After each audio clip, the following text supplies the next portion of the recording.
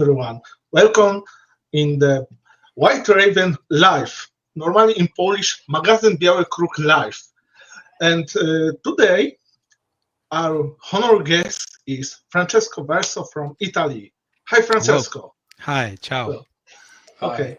I will first say some words about you, because you are our guest. Francesco Verso, born in 1973, is one of the most interesting science fiction authors of recent years. Since 2008, he has devoted himself full-time to publishing, both as genre author and as editor of the Future Fiction Project. He has written Antidoti Umani and Edol, 2008 Urania Mondadori Award, and Livido, Odissea Award, and Italy 2020 Award, published by Apex Books in the United States and by Bofeng in China with the title of Next Human. In 2015, he won a second Urania Award with Blockbusters, which was released in the UK by Luna Press and in China by Bofeng. His latest novel of the solar punk genre is called The Roamers and is made of the Bulldogs and Nomad Lands. His stories have appeared in Italian and foreign magazines and anthologies such as Robot, Futuri, Mammoth, Chicago Quarterly Review issue 20, Future Affairs Administration, World Without Borders, The Dying Planet, Sunspot Jungle, and The Best of World Science Fiction, issue 1. Since 2014, he been working as editor of Future Fiction, on which he published The Best World Science Fiction in translation from 13 languages and more than 35 countries. In 2019, he won the Golden Dragon for the promotion of international science fiction and the Best Science Fiction Editor Award by the European Science Fiction Society. He also is the honorary director of the Fishing Fortress Science Fiction Academy in Chengdu. Chongqing. Is in China. Chongqing, in China, yes, where he ran an international creative writing course called the Future Fiction Workshop. So, Francesco, welcome again. Thank you. Very long. Yes. Sorry. My name is Grzegorz Czapski, but you also just call me Greg. That will be much easier. I am editor-in-chief of magazine White Raven from Poland, and that is mostly publishing fantasy and science fiction short stories from Polish authors. And my co-host is Karol Ligecki. Karol? Hello, my name is Karol. I'm also an editor in White Raven magazine, also an aspiring science fiction writer and a book reviewer, which you can check on the channel, which is in my name. But that's about me. Thank you. Okay, before we come to the first question, we already have two comments. For first, Fabrizio Scanetta. Hi, Francesco Verso, and happy new scientific year 2025. Okay. Cool. So hi, Fabrizio. And from our Polish YouTube channel, Paskut Czyta, the amount of logistical work connected with publishing works from 30 languages is making my head hurt just thinking about it. I'll talk about it. Yes, we will talk about it. But now, first question. How did your adventure with science fiction begin? Oh, okay. First of all, thank you very much for your kind invitation. We've met last year at the WorkCon, at the Eurocon. Yeah. So it's very nice to be part of this European science fiction community. I'm really, really feeling that I belong to. It all started many years ago when I was still at the university in Amsterdam. I was studying, and during the spare time, I was walking around the red light district, and there was a big bookstore of secondhand books. And in the basement of this secondhand bookstore, there was a huge collection of science fiction books, and I started to read them in English. And I felt there was something there that really struck me and affected me for the rest of my life. From that moment, I became obsessed in a very peculiar way. I basically started to transform completely my life. I was still, a long way before I could turn into a full-time writer. But I finished my university, and at that time I started to write the first draft of my first novel when I was probably 24, 25. And it was still a long way because for 8 years I worked in IBM. And during that time I wasn't happy at all. And science fiction was just in the backyard of my mind.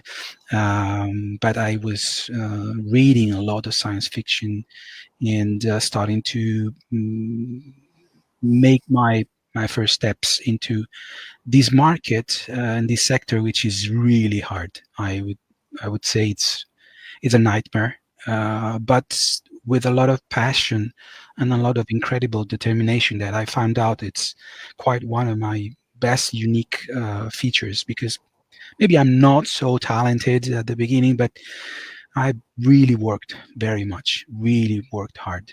And I was lucky in some ways. You need a bit of luck. You need to be sometimes at the right time and the right place with the right book. And with my second book in 2007 and 8, so I was already 34. I wasn't very young. I won the Urania Award, which is the most important Italian science fiction award, and that was the first step into becoming a full-time writer. But of course the process was very, very painful, because you can't live by writing in Italy and in many other countries. I'll come to that, because of the issues related to our fractured Europe and the fact that we are currently speaking lingua franca in English. So with the Italian language, I couldn't possibly achieve at that time much more than the Urania Award, which was already the top. But I invested some of the money that I get from the prize into translating my stuff into English. So I was already very young, I mean, as a writer, with the second book, thinking about how to connect to other cultures and markets. So that was. I started as a writer, and then I wrote another novel, and I quit my job. That was the big jump into the unknown world. I quit the job in 2008. I went full time into making courses to become an editor, to become a better writer. And because I had a lot of time, I invested a lot of my energy and strength into this process of changing my skin, changing my life. And then I realized how hard it would have been, probably impossible. And so together with writing, by that time I wrote in just 2 years Livido, that you mentioned, that won the Odissea Award, which is the second most important science fiction award in Italy. And after 2 years I won another Urania Award with Blockbusters. But at that time I realized I'm going nowhere, because small print run, bad payments, a lot of problems with getting paid on time, getting paid at all. And so I started to realize that I needed something more. And I've created this small press, this independent press called Future Fiction, to try to change some things in the way we're doing science fiction in Italy, because there is a huge cultural gap, because no other voices are translated except from the English ones, and so I realized that there was a very big opportunity and a very big gap to fill, because for many years there were relationship between Poland and Italy, France and Spain, Germany and Poland. I'm talking about editorial relationship, before the 80s, and before in the 70s there were a lot of connections. Then English took over everything, and it kind of overshadowed all the other cultures, so much so that with so many travels I've been in many countries, and all the editors I speak to, they all translate from English, and they don't know what's happening between other countries and other European communities.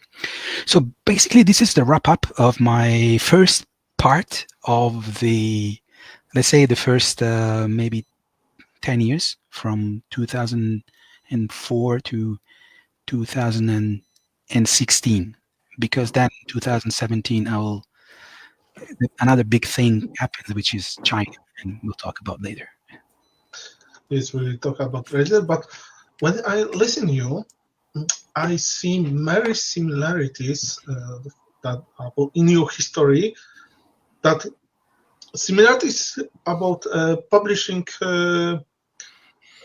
in Italy and in Poland, because we also have hard time, especially now we have hard time in book industry, also in science fiction and fantasy genre. So there is a problem, and also we have a problem that in Poland is many more popular translation from or new translation of old works from classics, America, from England, that Polish works. It's the same everywhere. Yes. Also, Fabrizio again write a comments. A brave choice of life. Yes, it's dangerous, risky at the beginning, but now I can say that because that is brave and dangerous. Yes, it is.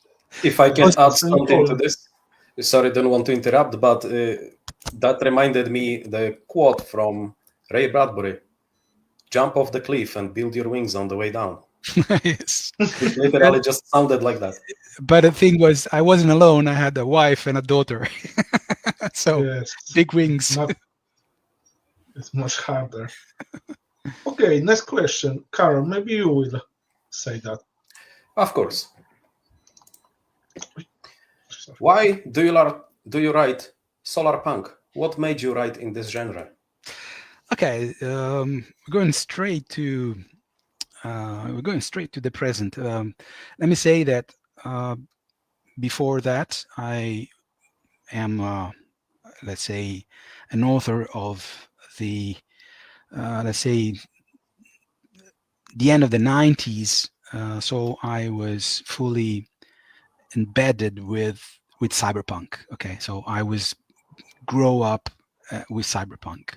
Really, the books that completely won me and completely absorbed me and convinced me of the good of science fiction were Neil Stephenson, Snow Crash, and Neuromancer by William Gibson, and Bruce Sterling and Pat Cadigan, and all those guys that made up the first wave of this amazing movement called cyberpunk.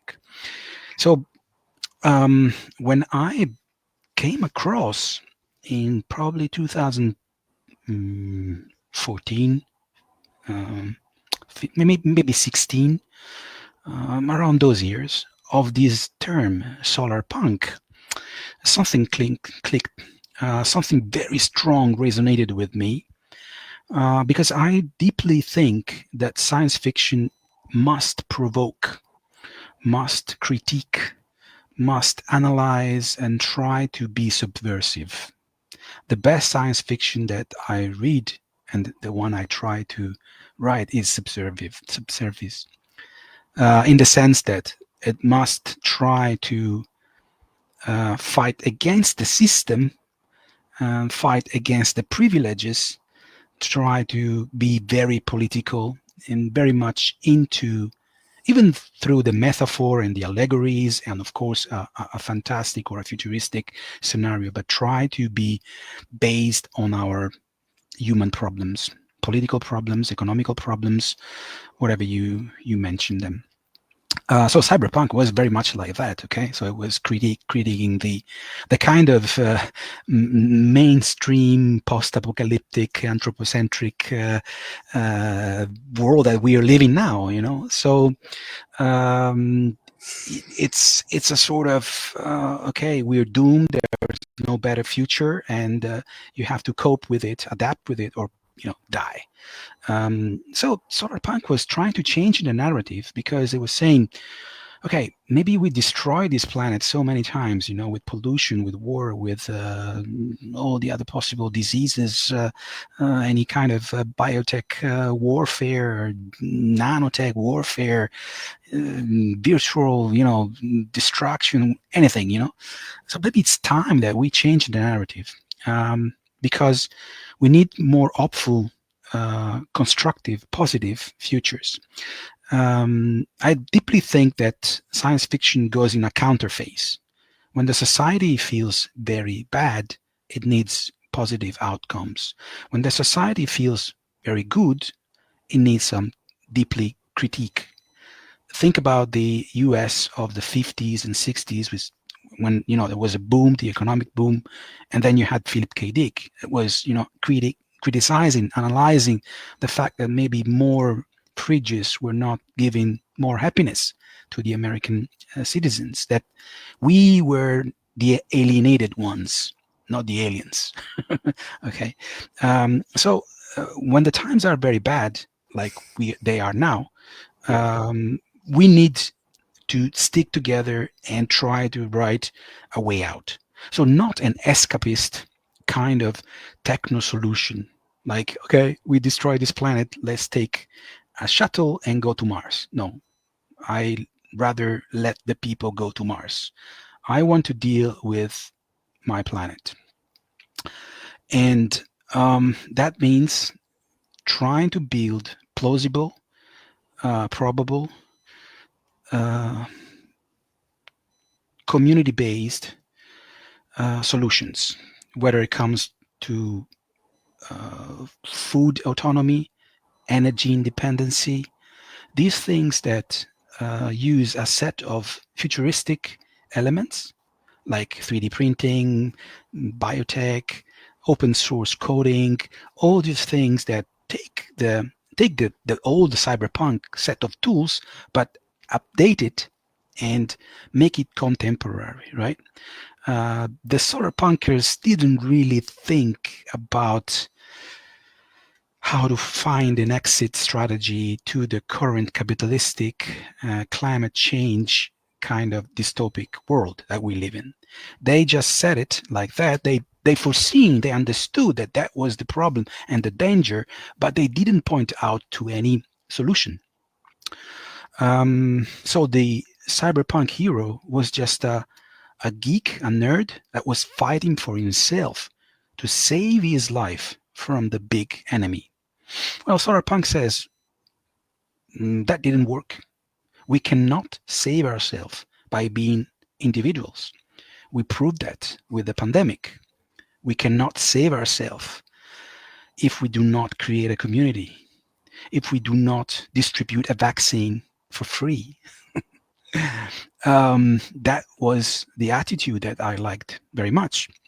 And so it changed the narrative. And in my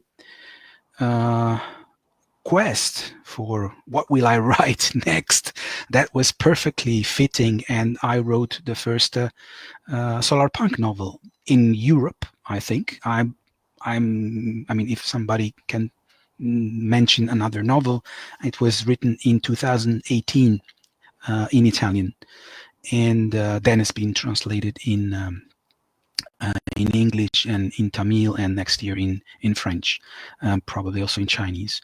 So it deals with all this set of tools that are the fundamentals, let's say the basics of solar punk, and that's why I really think that it's relevant for the time that we're living, because it tries to address things that were left out from the cyberpunk conversation.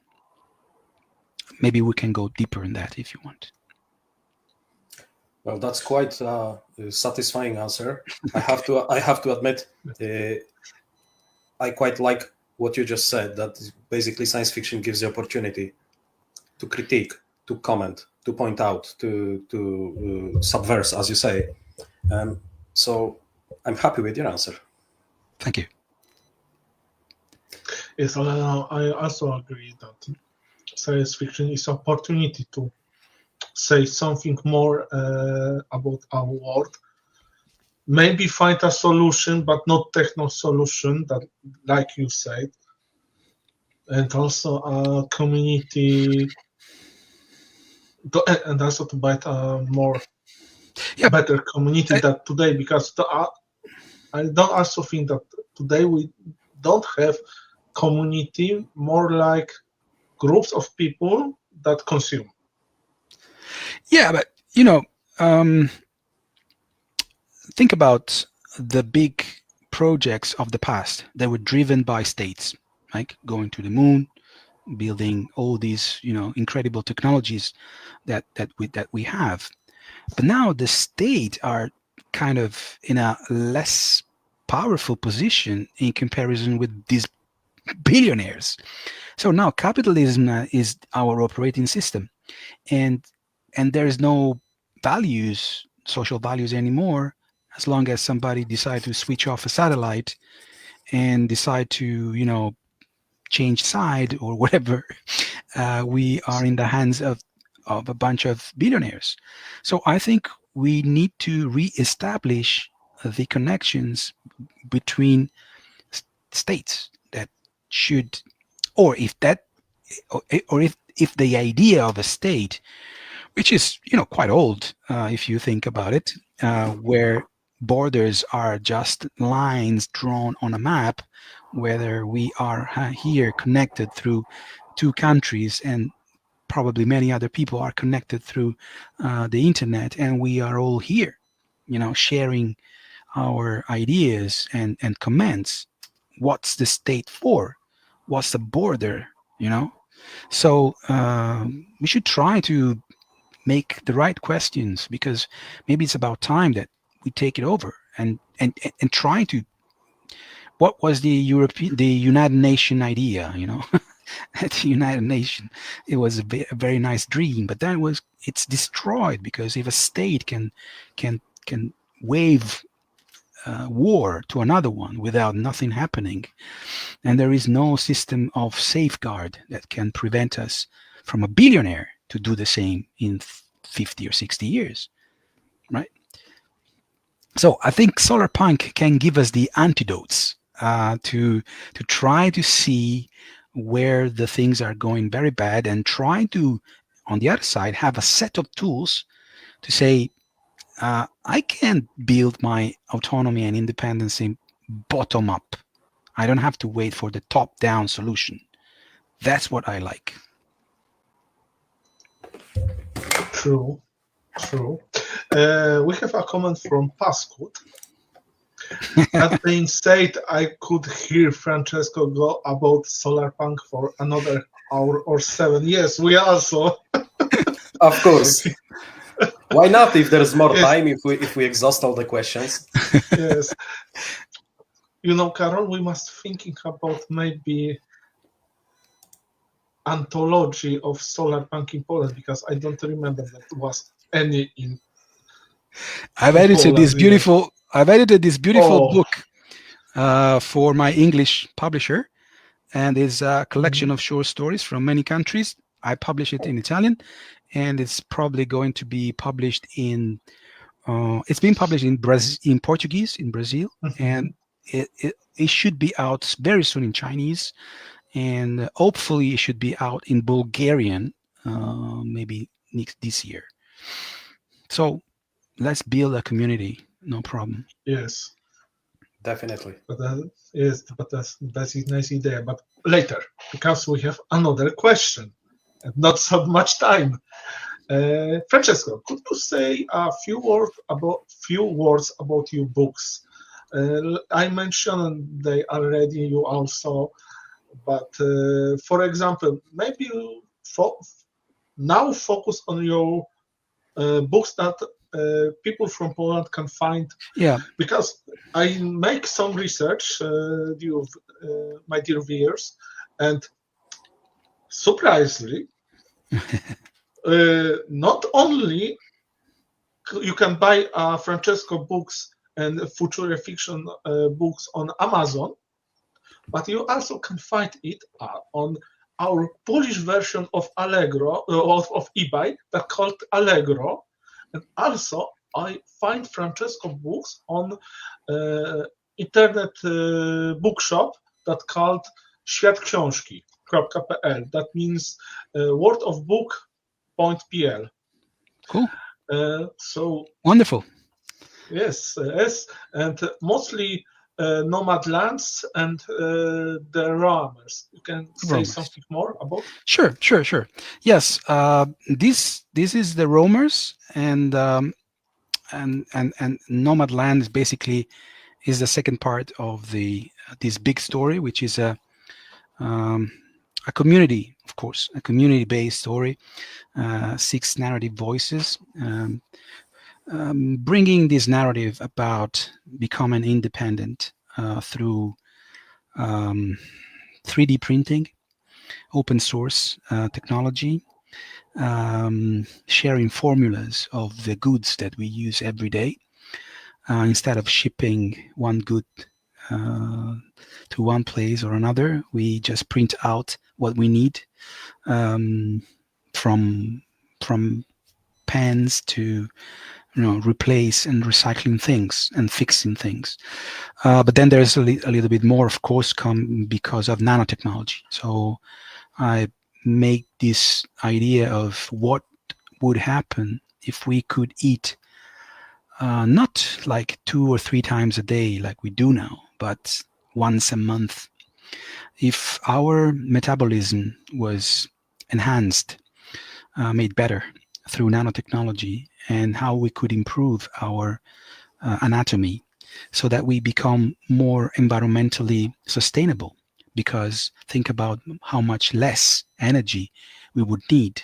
Our biology is very old, is thousands and thousands of years old, but our world is very modern and contemporary, and the number of calories that we eat now, our diet is not made for the hunter-gatherers that was probably the origin of this anatomy. So we need to update that. We need to update our anatomy for the current times.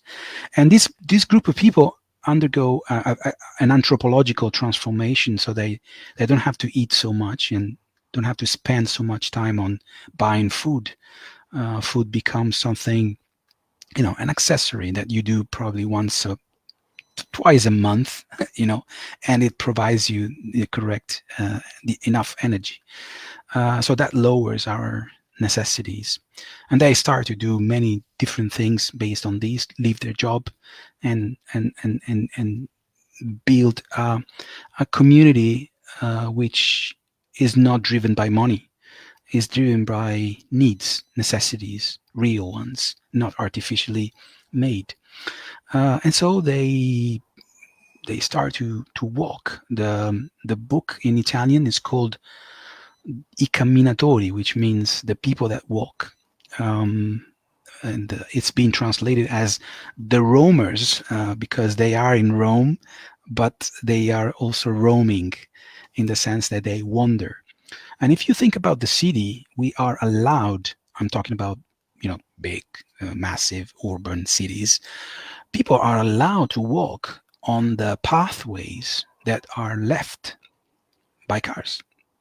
We are the only entities that we cannot, it's forbidden for us to walk on the street. The streets are just for cars because cars pay taxes. They pay for occupying the streets. The humans must not be there. So the cities want to become, machines. They want to become smarter, and the humans are an obstacle to this speed, acceleration, this mechanical, artificial, autonomous way that we are going into at a very fast speed. So they reject that. That's why they are subversive. They will create a system to oppose that. And in the second part of the book, they just leave Rome and turn to abandoned places that were left due to urbanization. I think the process of urbanization has been going on everywhere, also in Poland, everywhere. But if you think about the quality of life in cities, I think it has reached a peak. It's not the best place to live anymore. So there is counter-urbanization. So I'm taking all these small elements to build a massive narrative about how can we change our life and start building a better lifestyle. So this is one of the better things I wrote, I think. It took me 10 years to write it, and maybe 3 or 4 years of research and a lot of revision, and it's going well now. I'm very happy with it.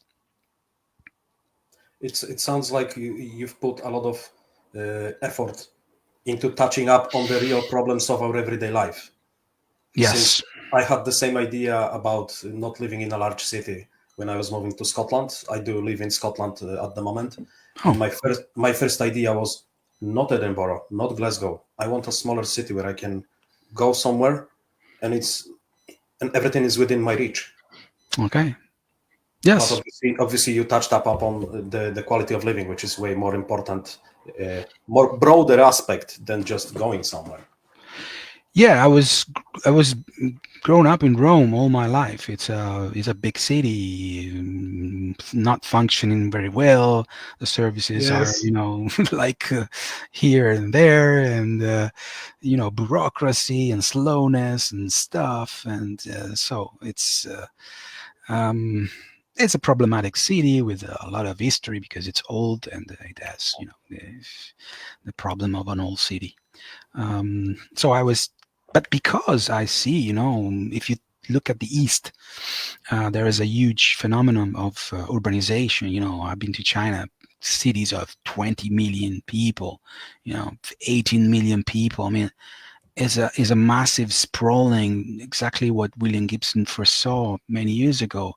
All these people living in beehives. It's incredible, and that's where India and China, half population of the world, is living. We are just a niche. Yes, I lived 1 month in Japan in 2019, and in Tokyo. So the biggest hive in Yes. in Japan. So yes, In the so world. I can say that is true. Yes, so the number of people in one place, that small houses, for me that was born in a small city in Poland, that is terrifying. Yeah. And like Karol said, I also like more life in a smaller city. That, for example, every day I live in Warsaw, but the place where I can breathe, I can rest, is my hometown. So Yeah. yes. Cool. Okay, so maybe I'll take on to another question, if you don't mind, Gregor. What themes in solarpunk are important to you so much that you put them in your books? So there's a chance of you to expand on solarpunk, and Paskut Chita will be very happy to listen to you again. Okay. Yes, I give workshops on solar punk, so I kind of go around the world to spread these ideas. So I have many things to say. Let's say that the most important thing that I like in solar punk is that is low tech. Okay, that means we don't need a huge investment to enjoy and embrace the joys of solar punk. That means it's a completely counter thinking of the current way we are enjoying life. It's important to understand that we have been deprived of the tools of the objects that we use. Okay, when I was young, I was opening up my computer, changing the DIMM, the slots, the hard disk, updating the processor and stuff like that. I was active and I knew what the technology was like. Of course, I wasn't, actually the builder of that thing. I wasn't the programmer of that thing, but I was grown up with BASIC. I was kind of, writing the code, trying to talk with the machines, okay? Now, when we have this thing with a problem, we throw it away and we change it. We do not own the objects. The objects own us. That is the basic and most fundamental things that I've learned in solar punk. We need to own the things. And we need to know how the things work, because otherwise somebody else will sell us the solution and we will become users, consumers. But I want to be a prosumer, a producer and a consumer together. That means that I can produce the things that I do, like I am a writer, but I am also a publisher. So I try to disentangle myself from all the other elements of the chain, of the supply chain, trying to be as much autonomous and independent as I can. That is also another very fundamental element in solar punk.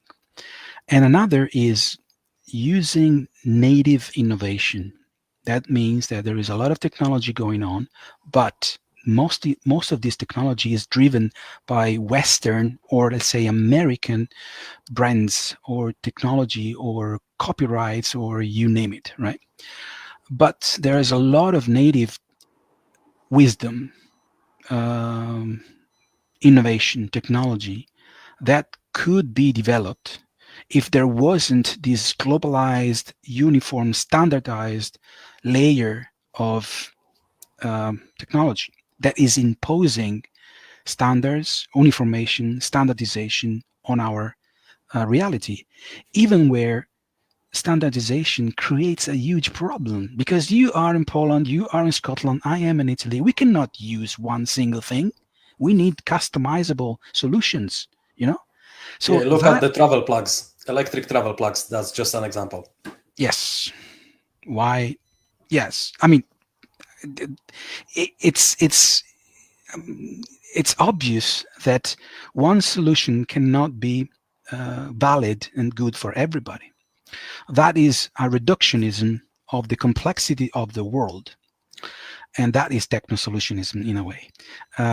So these elements of solar punk can be applied. So solar punk, I define it as a set of tools to transform reality.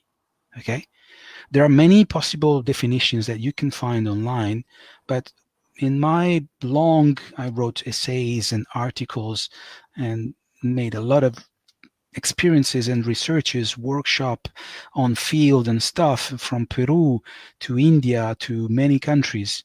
I think that solar punk is a set of tools to transform our reality here, now, with what we have. Okay, that doesn't mean that it's not futuristic, but it's a set of plausible solutions that we can use, from the way we grow our food to the way we power our houses. Of course, there are many technological problems and limitations according to if you own your house, if you have a garden and stuff like that. Okay, but for any problem that you might have, you could apply a solarpunk attitude, because solarpunk is in the design of the things we do. For example, we should have a telephone that has changing parts. There was one model, but it's then choked and destroyed by the big corporations. It's about design, it's about architecture, it's about urbanization, it's about food independence, it's about many against the fast fashion. For example, we could 3D print our clothes or shoes. Is about recycling, is about using wisdom and applying it, not just wait for somebody to fix that problem. That's the old way, and that's just and I will not go into the. There's another very important element that I want to stress out. At the moment, I see the emergence of two solarpunk. One solarpunk from the West and one solarpunk from the global South. Okay. Solarpunk from the West is really a sort of optimistic, hopeful, sometimes wishful thinking, going for the utopia where the world is running deeply into dystopia, but trying to apply these things without a clear roadmap. It's not enough to just hope. Hope for good weather, hope for the things to improve, hope that some guy is not being elected. We need to build the tools to become independent. So the solarpunk from the global South is asking for a change right now, because the worst problematic and destructive effect of capitalism are happening in the South, in the global South. Yes, that is exactly a book that I edited with Tarun Saint from India, gathering stories from the global South. Exactly. So that kind of solarpunk is more, it's not hopeful, but it's desperate because it needs a change now. So it needs to be optimistic in a very pragmatic way. Don't sell me the Mars solution. I don't want to go to Mars. My house is burning now. My and don't consider that now even Los Angeles is burning and climate change. But what's the difference? The difference is that climate change is not democratic at all. And the people that say, oh yes, you see, also there is fire, but these people have an insurance, and in a matter of 1 year the houses will be rebuilt somehow. Not all, of course. It's a tragedy, it's a disaster. But all the focus now is there. But what about when the fire hits Uganda or Ghana or South Africa? It's not the same. Nobody cares because they're not the billionaires' houses there, right? So climate change is not democratic at all. Some people are on a big yacht and some people are on a raft trying to survive. So I am very much interested in that kind of solarpunk that comes from the global South because it's interesting, it's very diversified, it's culturally specific, it tries to talk about the future from one big continent like Africa from their point of view, one big continent like subcontinent like India from their point of view.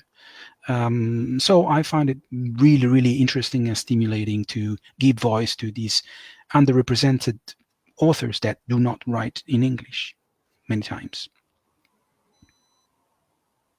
Excellent, thank you. Yes.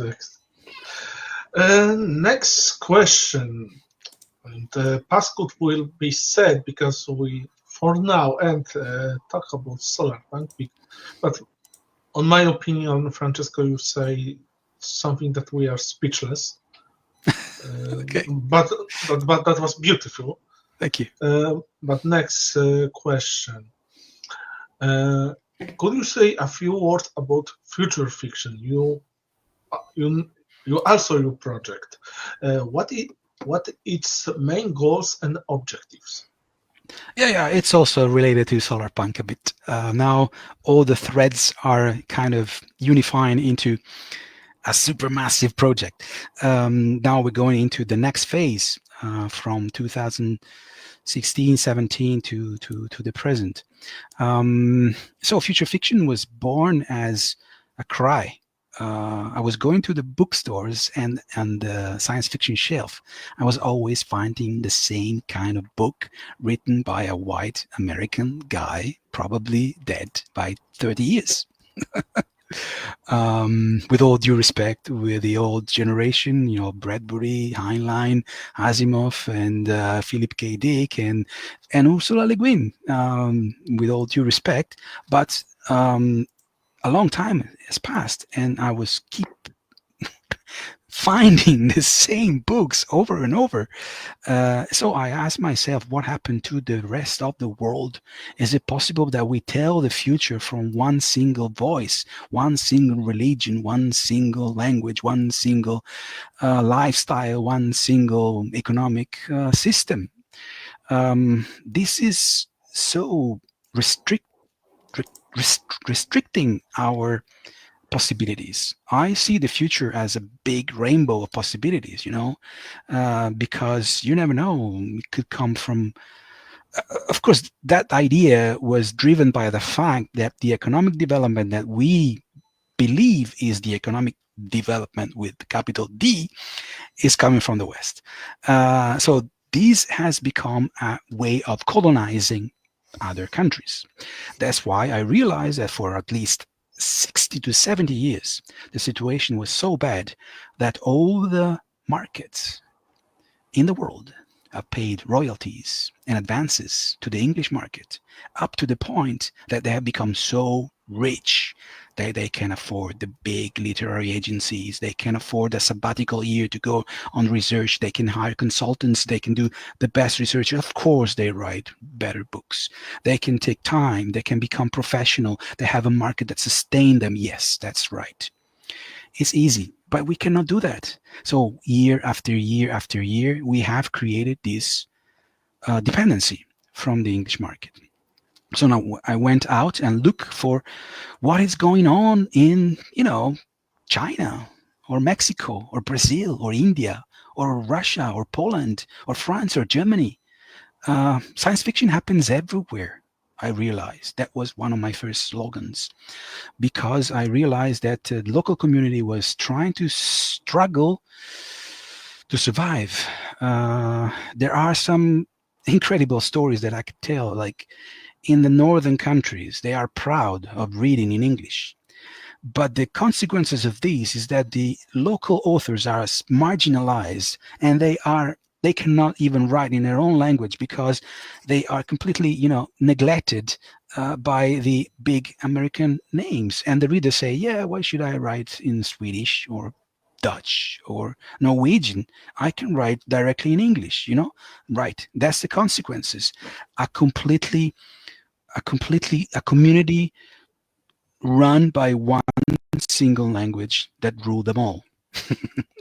To quote a famous phrase. So I wanted to decolonize the future. I wanted to bring this idea that every community is entitled to tell their future from their point of view, in their language, possibly. It's pretty hard. But when you realize that technology is not neutral, if you take the distribution of languages, you realize that probably, the first language is Chinese, right? And the second is probably English. And I'm talking about native speakers. I'm not talking about the post-colonial or, diaspora or stuff like that. Then you have, big Hindi, you have Arab, you have Spanish, probably the second or the third. But when you go on internet, the things completely change. English becomes the dominant language of technology. That changed completely the picture. And that makes you realize that if you don't write in English, you are marginalized. Nobody will listen and read your stuff, even though the theory, Einstein Okay, the famous scientist, he was German, and unless somebody read it in English, it would have been neglected. So try to write a paper, an essay in Polish today. If you want to be a researcher, where will you go? Nowhere. Maybe, and I'm going into the science fiction writer now, artificial intelligence will change this, because as fast as it's going, it might make the Tower of Babel crumble down and give us real-time translation, so that we can use our native language and be understood in real time by other people. Maybe that's a good application of the artificial intelligence.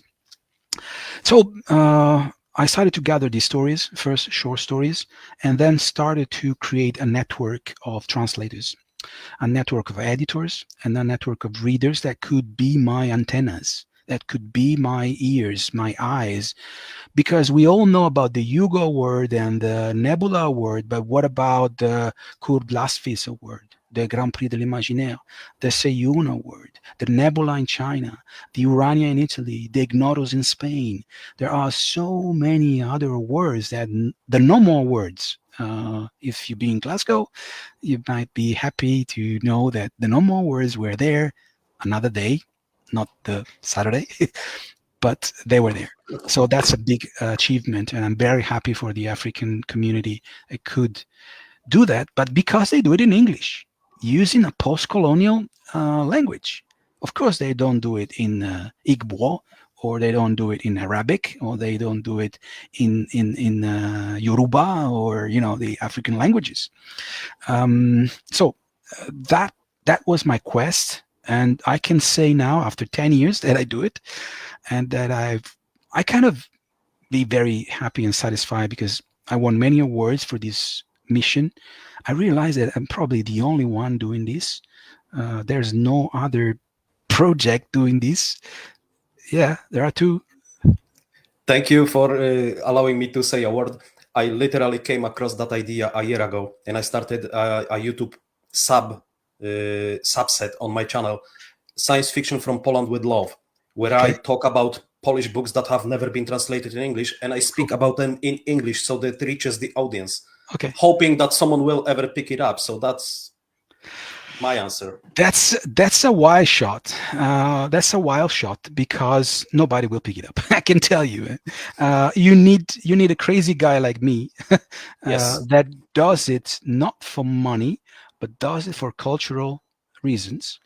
I published Arabic science fiction, Indian science fiction, Turkish science fiction, Greek, German, French, Spanish, from, as I said, from 13 languages and 35 countries. So, of course, these books do not sell much, because we are against the big investments. We don't have much visibility, but I wanted to prove that we exist. That is just a commercial problem if readers cannot find us. So when some people say, yeah, but you publish on Amazon. Yes, look at what Amazon could do for a small press like me. It could be a game changer, because it's a platform that is now available also in Poland, and it works very well. So if I have to give up, my products for an enemy, I want to go for the bad enemy, but it's very efficient and very good at doing it, because I could never reach a global distribution with a distributor, a traditional one. So they are implementing very futuristic things. Think about that. I'll tell you this. If you order a book from Amazon Poland, the book will be printed in Poland. So it's even more sustainable than the distributor that will take a truck, load it here, and send it to Poland, because they have plants everywhere, and the system allocates the best factory where to ship it from.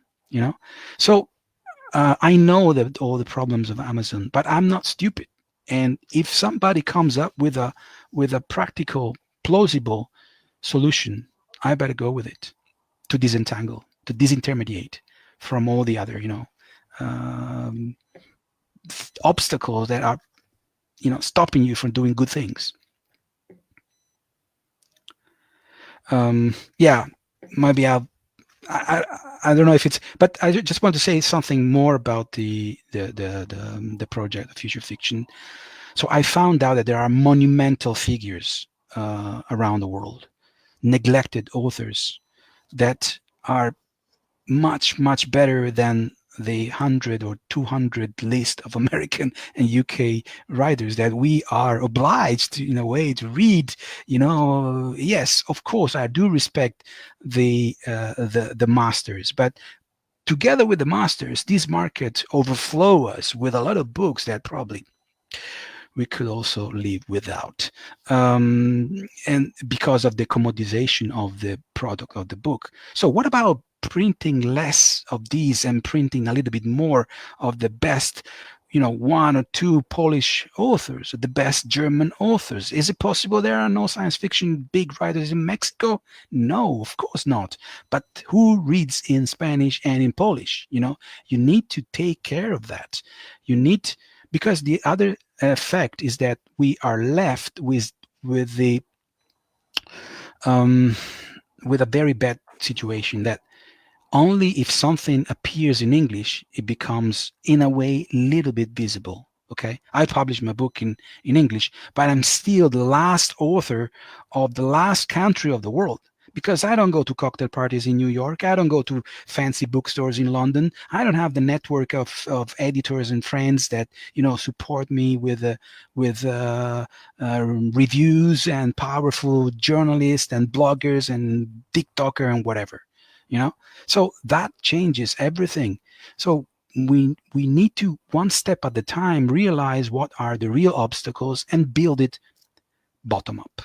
There's no way that this system can change top down. This is my idea. I have a white beard now, 15 years in the business. I can tell that they don't care. Sorry. So we need to build networks from our communities. I may add to this a short addition. I spoke with Alastair Reynolds on an interview, and I asked him, how does the English publishing houses view science fiction from other countries? And his answer was, they don't. Yes. They have so much stuff in English that for anybody from other country to even reach somewhere near the borders of their ideas would be someone who has smashed all the awards, is the best, and then, well, there may be. Yeah. That's not a fantastic picture. No, it's the reality. I can tell you. That's why I stopped knocking at their doors. Now I go to France, Germany, Portugal, Peru, China, India. I hope to come to Poland, a bit to Croatia, Sweden, Norway. I go to all the other countries that have the same problem, because they don't care. They don't care. So it's pointless. Let's build projects among us. It's better.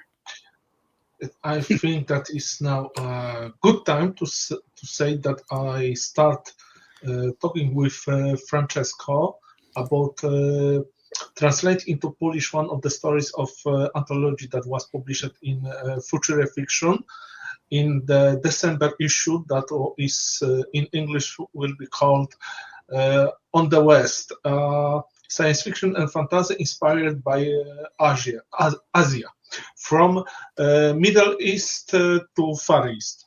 So yes. We will with Karol choose, I think that on the February or on March, and translate that into Polish.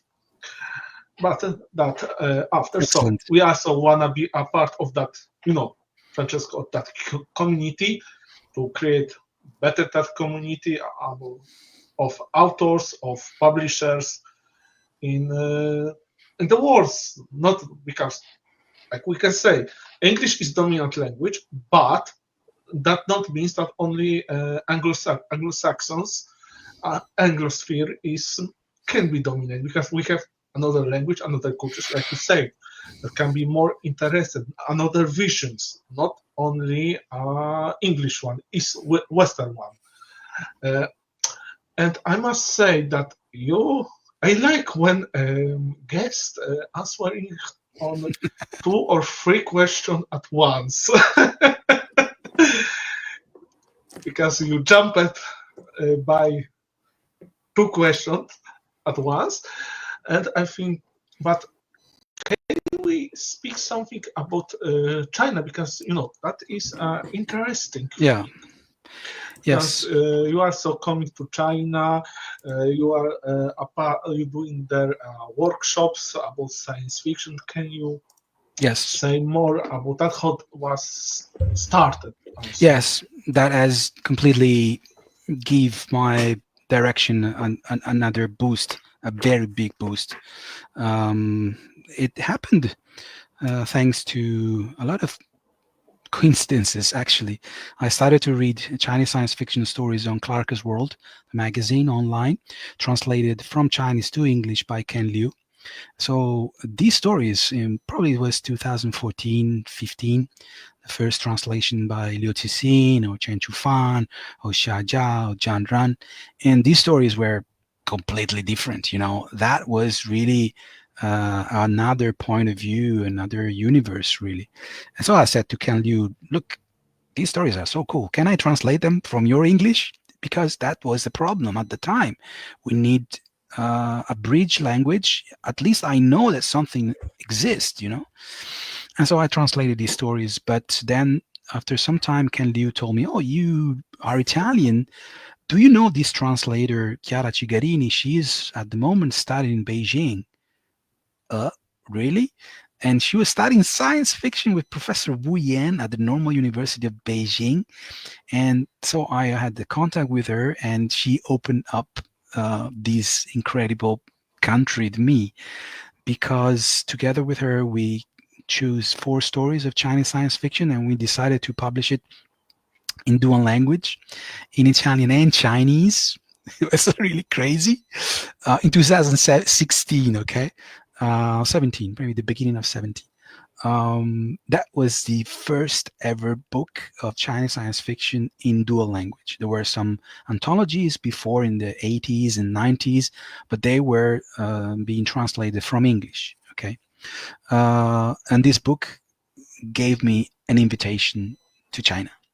So I went there in Chengdu for the first time, and I started to talk about decolonization of the future, and they liked it very much, of course. Okay, I will maybe answer that question later. But China was at that time, and maybe still is, investing a lot into the future. It's a country that is accelerating its pace into, many sort of developments. Some are dystopic, some are utopic. Everything is happening in China now. Social engineering, environmental solutions, biotech, artificial intelligence, big data. Everything is there, and it's massive. It's out of scale. It's something you cannot really grasp unless you go there and see the electric cars with no sound on the streets. You see small robots in hotels delivering stuff. You see no cash whatsoever. You see all digital. You see avatars, holograms. It's amazing for a science fiction writer. Of course, there are big issues in controlling a population of 1.5 billion people, transportation and stuff. So these authors are in a very good position to look at the future. They see all the technologies coming at them before us. So they can have this dual strategy using the 3,000 years old history and tradition and myth and legends and drama of the past of China, and use all the updated technology, the latest version of what we will see probably in 1 or 2 or 3 years. So they put this together and create amazing narratives about aging population, about spiritual digital spirituality, about cryptocurrency, 3D printing, about near space exploration, about many different scenarios, really, from the freedom or civil rights to many aspects of moving around 500 million people from extreme poverty to being bourgeois. So I saw more Ferrari in China than in Italy. So it's incredible, and so I started to be in touch with the community, publishing many books. I am probably the biggest publisher, not biggest in the sense of numbers, but with more titles. I published 13 books of Chinese science fiction, some of them 4 or 5 in dual language, and I have a huge collection of these books and also some comics. But the most beautiful part is that we have created a relationship.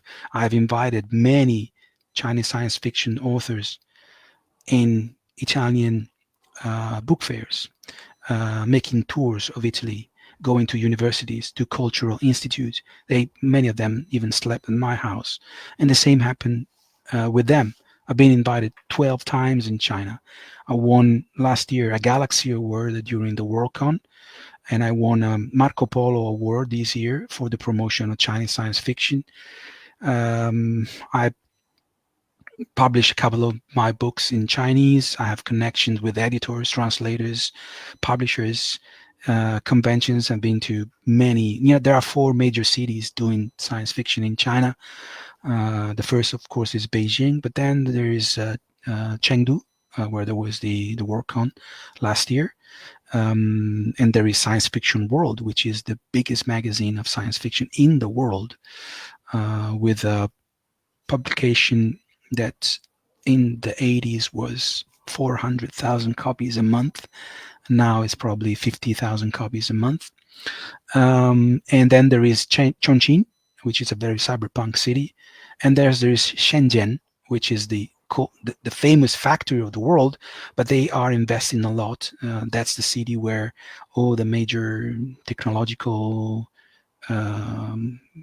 industries of China are, and they are connecting the hard power with the soft power of narratives.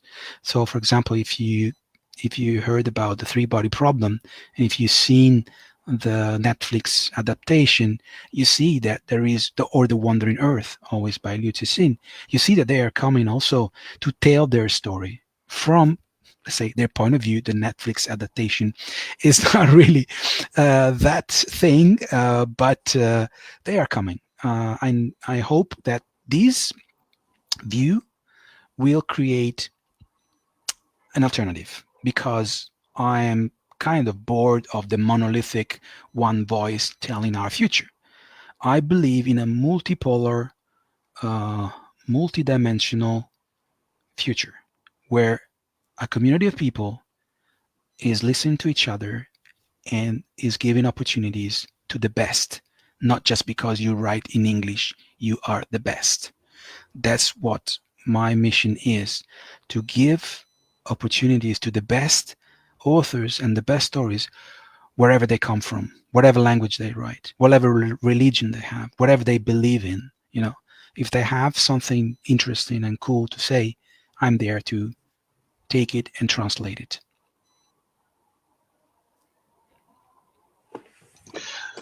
Oh, again, we are speechless.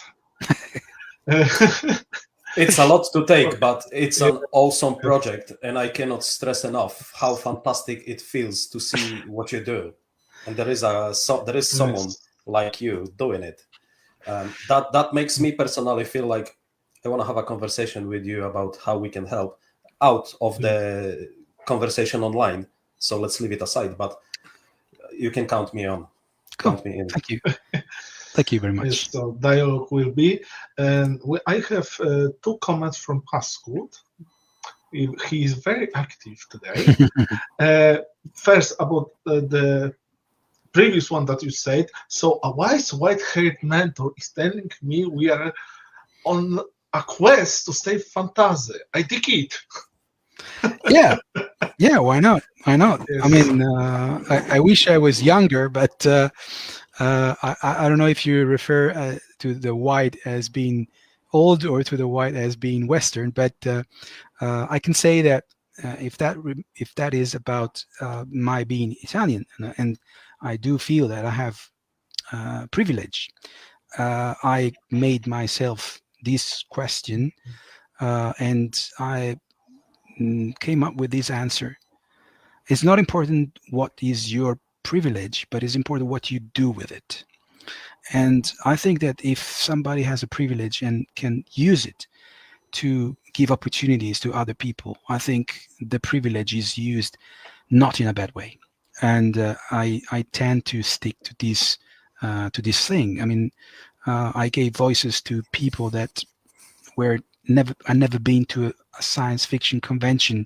During the pandemic, I've organized 2 editions of the FutureCon online with around 65 authors from 14 countries, from Zimbabwe to Brazil, from even I think Poland. We had people from Poland or India and Japan, and at that time making the community resilient and make us, see that we are still there, holding on.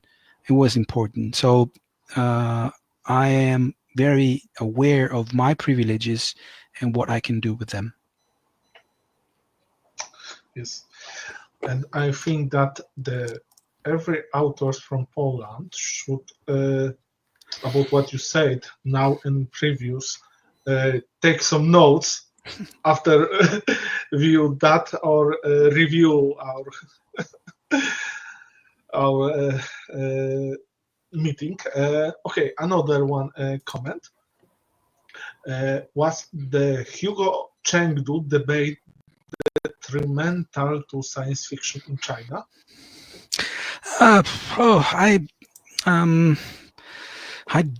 It's hard to answer these because first of all, it was a huge moment, a huge celebration. It was the first time that the WorldCon was going to China, and let me tell you, that is probably out of around 86, 87 edition. I don't know. Maybe 8% are not being on the US soil, and maybe there are just a bunch of edition, one in Japan, one in the Netherlands, one probably in Germany, and that's it. So it's called the WorldCon. You should go to the world. That's my idea. Otherwise, call it another way. But if you call it the WorldCon, don't use it as a tool to promote always the same authors. So the debacle, as I know it, was due to a couple of guys in the American guys doing shady things on the ballot, and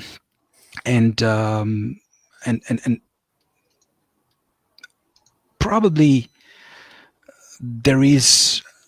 I mean, we all know the political situation, right? We all know that there are 2 layers. One is the politics. One is the fandom. So I am part of the fandom. Okay. That means that if somebody says to me, oh, look, you're Italian, you are in a fascist country, I say, yes, I suffer from that. I didn't vote for them. Yes. So why do you want to blame me for my government? I didn't choose it, and I am doing science fiction. So some things I cannot choose. And the same applies to the Chinese science fiction community. they need to comply with the political situation. They need to comply to the standards there. So if there are there are issues. No point in that. And let me tell you that there will be issues in the U.S. very soon. So Oh, yes.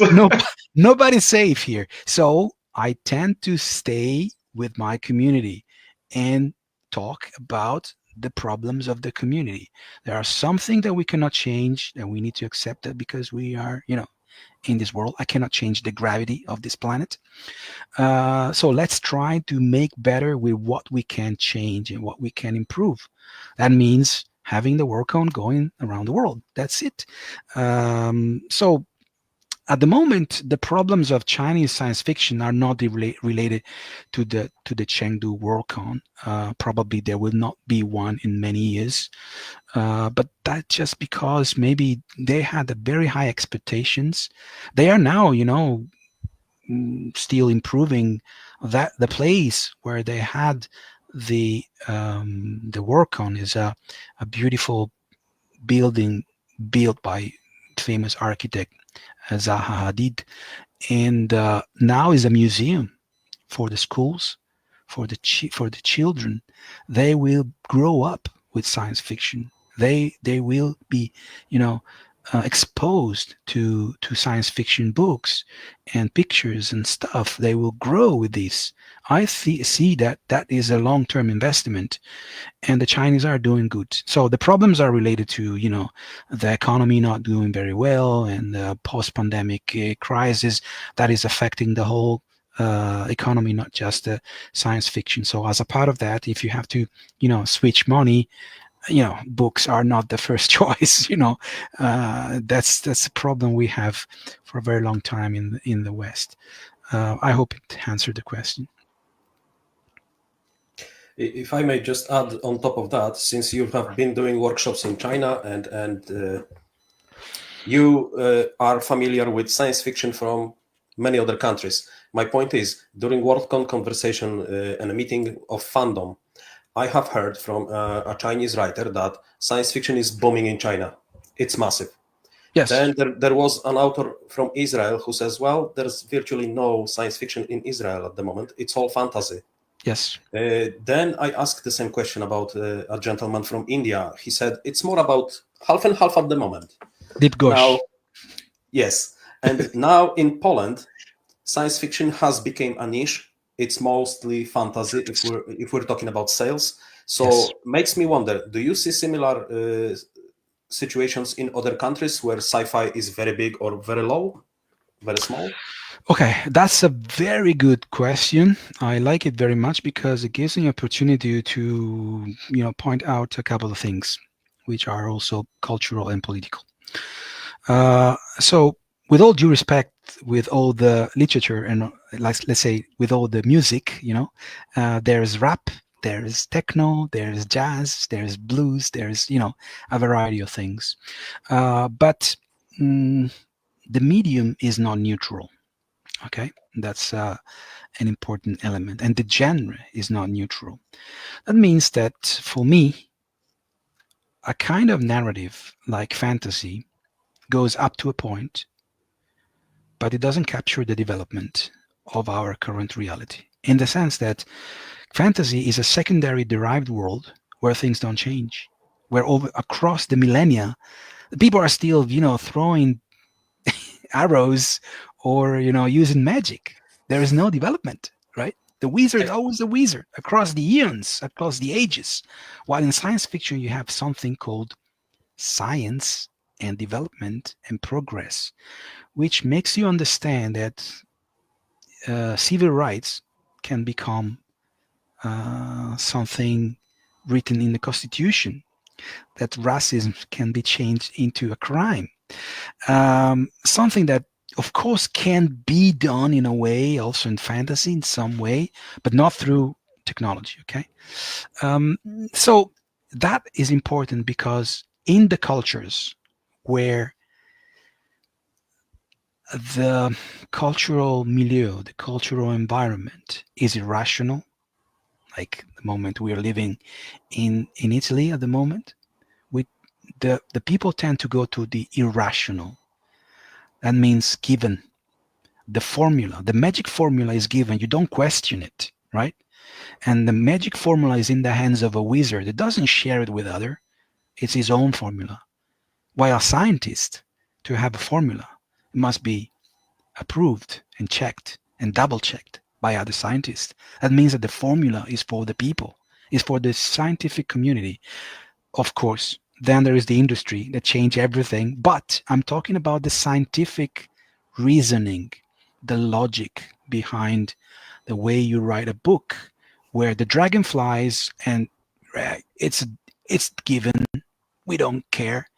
But in science fiction, if you write about big data, or if you write about nanotech, I want to know how it works. At least I want to have a plausible explanation of how, when you find a fossil, you can create a dinosaur, like in Jurassic Park. I want to know that from that fossil, you reconstruct the DNA and then you build the dinosaur. And that's the main difference for me between irrational thinking in fantasy and rational thinking in science fiction. So, taking that, at the moment in China, there is a lot of science, engineering, architecture, design, biotech, nanotech, and that's why, even though the market is still dominated by big, massive, wuxia and the flying princesses and the dragons and stuff, but there is a consistent and very well-positioned science fiction community, which is taking the support of many institutions, from the university to the party, because that's how you change the future. I mean, if you have the copyright of something that might change the reality, that's not the dragon flying. That's about, getting knowledge and technology and innovation here. So that's why they are investing. In other parts of the world, for example, Latin America, science fiction is deeply, deeply political. It's like a never-ending dystopia, a never-ending history of colonization and double colonization and recolonization, and you cannot entangle that from the political issues. In continents like Africa, the magic and the supernatural is deeply entangled to the reality in a very peculiar and beautiful way, I must say. So that's. I hope you realize what I want to say. Yeah. That it's the background that then. Yeah. It's and also the zeitgeist, the time, the spirit of the time, because I believe that publishers have how can I say, a responsibility. If I publish Stanislav Lem or publish Harry Potter, I change the people. Okay, you see my point? Yeah, of course. I could say also, if I publish Stanislav Lev or the big, Jesus, I forgot his name, Sapkowski, two different things, two beautiful things, but I have to make a choice. So, what do I choose? And I would not go into one is better and one is worst. Yeah. I would say that literature is literature. Beautiful books are beautiful books, but what you choose, changes you. The way you look at reality, you look at the future, you look at the past. Thank you. Yes, that's true. But also I can say that in Poland, some people that like old Polish science fiction have a dream to publish an author that was writing in the time of the Lem, also good, but it's not that known. That is his name is Janusz Azajdel. For example, his Limes Inferior that is still actual for now. Okay. But that was just other.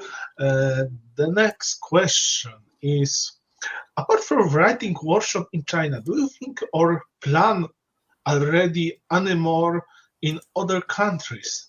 Poland, perhaps? Well, let's think about it. I was close to do something in India a couple of years ago. Then it didn't, come true. I will go back to India in a couple of weeks, and at the moment I am not doing any other things than apart from this. But really,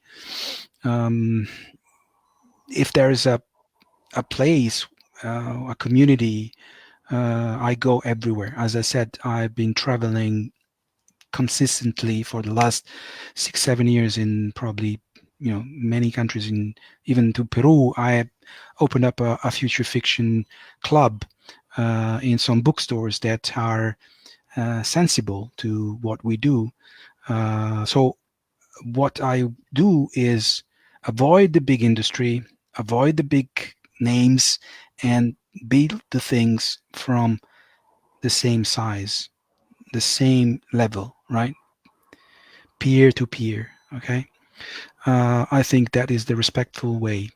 So if somebody is interested in what I do, I go everywhere, no problem. I can I go to university, social clubs, I go to occupied buildings, I go from the top institutions like the Trentino Innovation Hub to the institutions in China, to the club next door where they are fighting to build a 3D printed house, or to have their tools, the solar punk tools, and to do some guerrilla gardening or do some things with the children. I go everywhere because the seeds must be planted.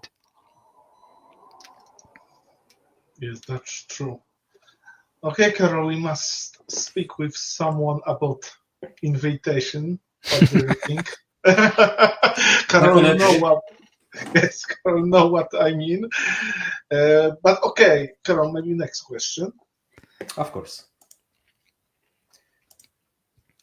European science fiction #1, which you published, Knowing the Neighbors. There is a short story of our country fellow.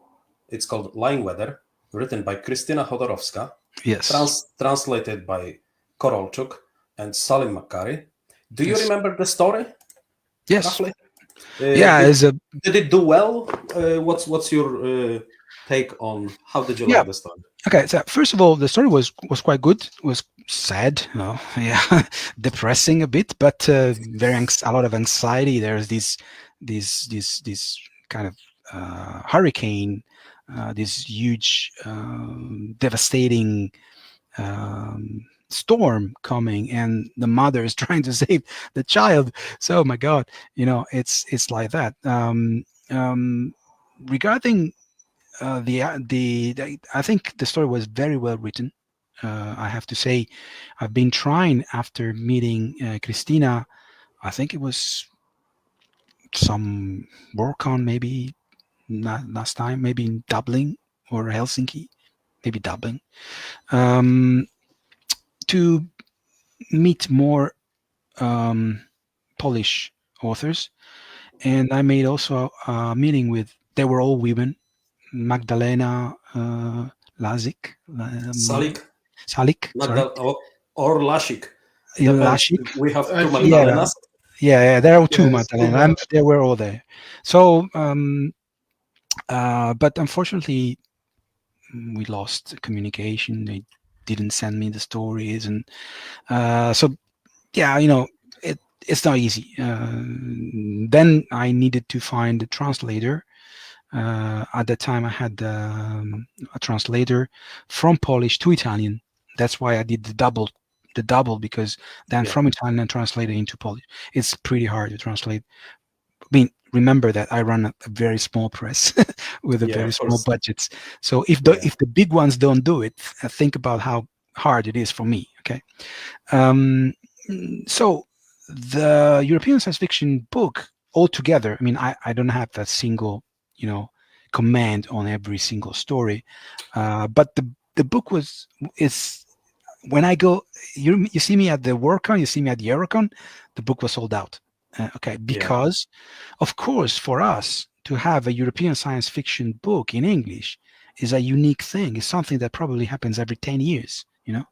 I'm not aware of. I know there was another one, but most of the stories were already translated into English. That is always the obstacle. I translated them from 14 languages. Okay, and that is probably the difference. And also, after 10 years, there's another generation of people. So you have to do it consistently. And let me tell you that there are two at the WordCon, were two German guys. They came up to me and said, look, we have to make a project with Europe to get money from the European community and have a project about European science fiction. So if you have a Polish publisher, we might get some money to have a project decentralized, okay? Decentralized. That means that we make one book and then the publisher translates it into the local languages. Or we don't step on each other's toes. We're just dealing with our own market, okay? We select the stories, and I do it in Italian, you do it in Polish, they do it in German, people do it in French, and then Spanish, okay? That's the way to go. Build a network. Meet with the editors, okay? Meet with the translators. Meet with the authors. That's the way. So we have this project. So let me say that wherever I go, I have to wake up the sleepers, because all the communities are silent, are, kind of bored. Just, that's the way it is. But nobody is taking an initiative. Nobody is trying to do the things that are necessary to change, at least try to change the situation. And so I think that when I publish this book, people find it, just because like new and okay. And because of this, the book has positive reviews in general, and that means that we should do more. I am planning to do a second book, probably for the Eurocon in Berlin in 2 years. So if I can find more forces, more energies, I would do more. That's my intention. Yes, we also planning as White Raven to make with Polish fandom, make something, maybe special issue with some of the best young Polish authors that was published in our magazine. Oh, wait a minute, because Carol back. Yeah. My apologies. Yes. I've lost power to the laptop. I left the Cool. That's it. You're fast. Yes. Yes, but you are right. We need to build a community, European, not European, world community. That, Yes. Yes. So, but with that European cash, that's a nice idea. Yes, because they But can. really, They can fund yes. at least the translation, and then Yes, it's yes. up to the local publishers to print their books. But at least they don't have the burden of the translating cost, which is quite big. Yes. Yes.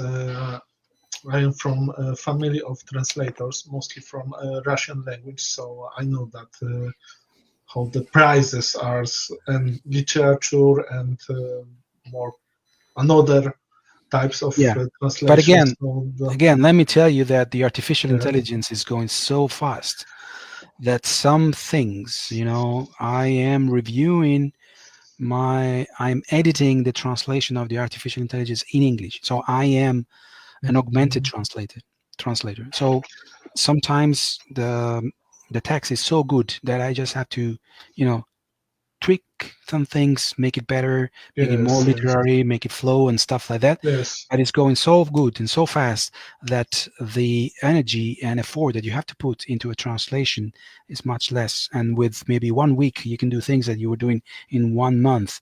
So that could, change the costs and the time.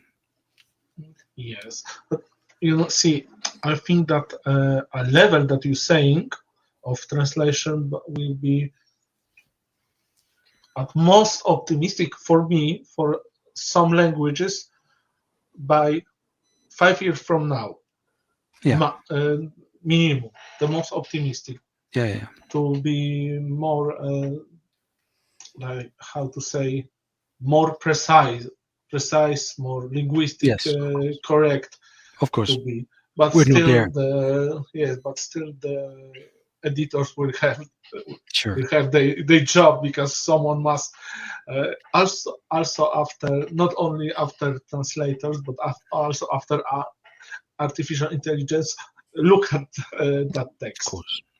Yes, always. Okay, I think that will be the last question today. Out of all the authors that you must have met in your journey around the world, is there author that stands out as a prospect that you think will make it big worldwide? Someone that capture you with their vision, idea, or anything that work for you on this special personal level? Well, okay.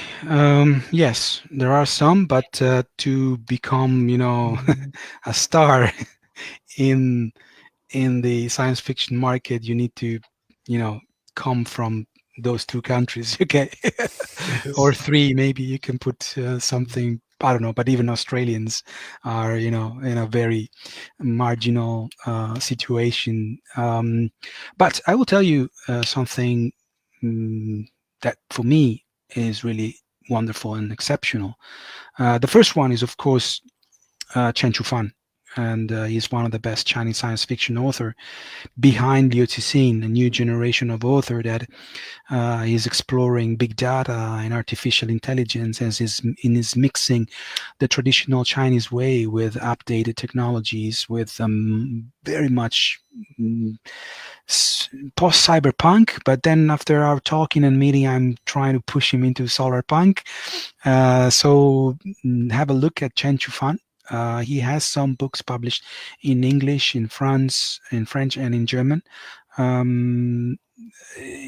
Is the one that has the highest probability of becoming a visible author also on a wider scale, maybe even out of the genre, because he has been publishing this book together with Kai-Fu Lee, which is an important scientist in I think Google, some big company, and they wrote this book called AI 2025, where they put together non-fiction and fiction on the development of AI. That was translated in many languages. The second person is coming from India, and is called Lavanya Lakshminarayan. She is a game developer from Bangalore. So you all think, that games are coming from the West, but actually the game developers are, in Poland, in India, and in China also. A lot of them in Brazil, in all the other many other hubs that are, promoting and anyway producing good stuff. But by the way, I was there in Chengdu when the Polish guy won the Hugo Award for Cyberpunk 2077. It was so cool, so nice. Very funny guy. Thank you. So I have to say that Lavanya is a wonderful author. And I have to say something. I hope she doesn't mind. But this story was published, this article was published by her. So I have to say something about this because it tells something about the situation. So she published a wonderful book called Analog Virtual that I've published in Italian. She published it in English in India, probably Hachette. I don't know, some publisher in India. She went to pitch it in the UK with probably an agent or something. And when she went there she was there in London. She wrote it in a blog, like, so it's public thing. And the editor said, "Oh, but this is where's Bollywood? Where are the dancers? Where are the spices? You know, this is not India. This is not India." Seriously? Yeah, seriously. You know, so that's the exoticism, right?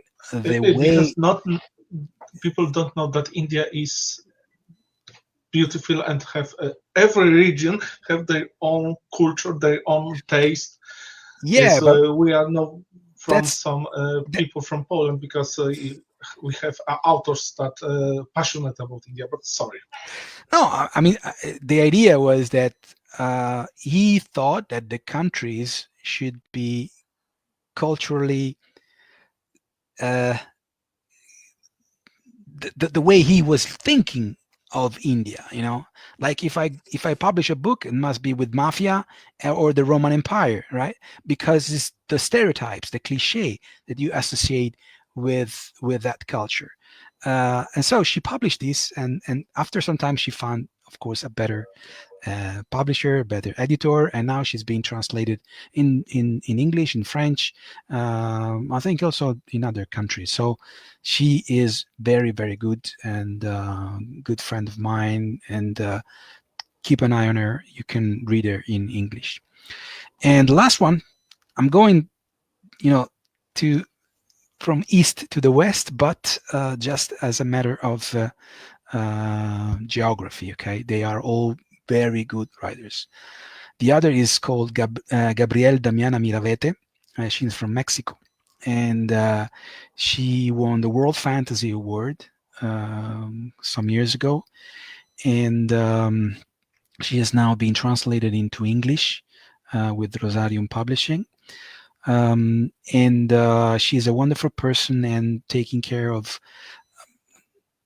stories that deal with future feelings, feminicide, a lot of hard stuff, political things, the preservation of memory that is being lost in Mexico, cultural heritage. Very, very, very nice thing. So these are the three names that I don't know how far they will go, but they are in Future Fiction catalog and they belong there. Very nice. Thank you very much for those names. It's always nice to meet someone unknown to us, since you have checked them already. always. Yes. Okay, maybe last question, because that is long, Rai, but last question from Paskud. Okay. Okay, are there any subgenres of literature you think are specific to certain countries' cultures, similar to how wuxia or, sorry for my Chinese, xiangxia is commonly associated with China? Yeah. Well, yes. Broadly speaking, yes. Of course, you need to have a very deep and original culture to do that, like wuxia, for example. But for example, if you think, the only thing, the subgenres are something, they come and go. Think about steampunk. Steampunk is English. Okay, you can't possibly do a steampunk thing in Peru. Okay, it doesn't make any sense, I think, right? It's weird. You have the Victorian aesthetics, you have the Victorian age. Yeah, they didn't have that. They skipped that completely. Well, being skipped by someone else from abroad. Yeah. So I think that these subgenre, are, and then you have all the other things of the punk thing, but when it comes to steampunk, it has a specific culture. So I couldn't name more than these at the moment, but I think these two are correct. I heard something strange called Tupini punk or Sertão punk in Brazil, doing with the tribes, but I would I would put them into the solar punk, because solar punk was born in Brazil around 2012.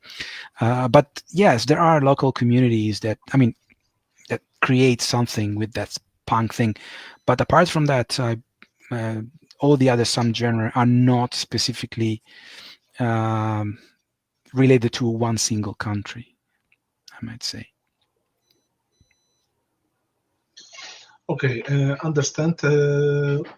Francesco, thank you for today our meeting, that you talked so many things that I must say I took so much notes. I don't know what you, Carol. It's a long way. It's 20 years.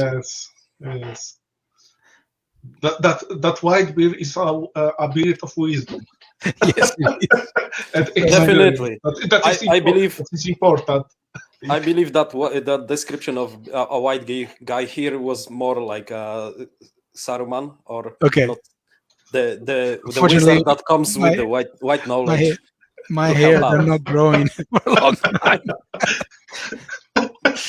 But yeah, I think I found my way. I came late. I was around 30 years old when I started. I'm 51, but now I know my name. I know my mission. I know my friends. I know where I have to go, and I'm expanding. And whoever wants to jump on board, I am here to cooperate in a fair and cooperative way.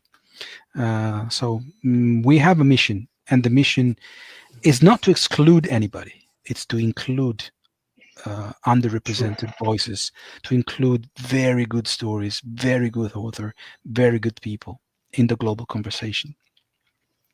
True. Okay. Again, thank you, Francesco, for today.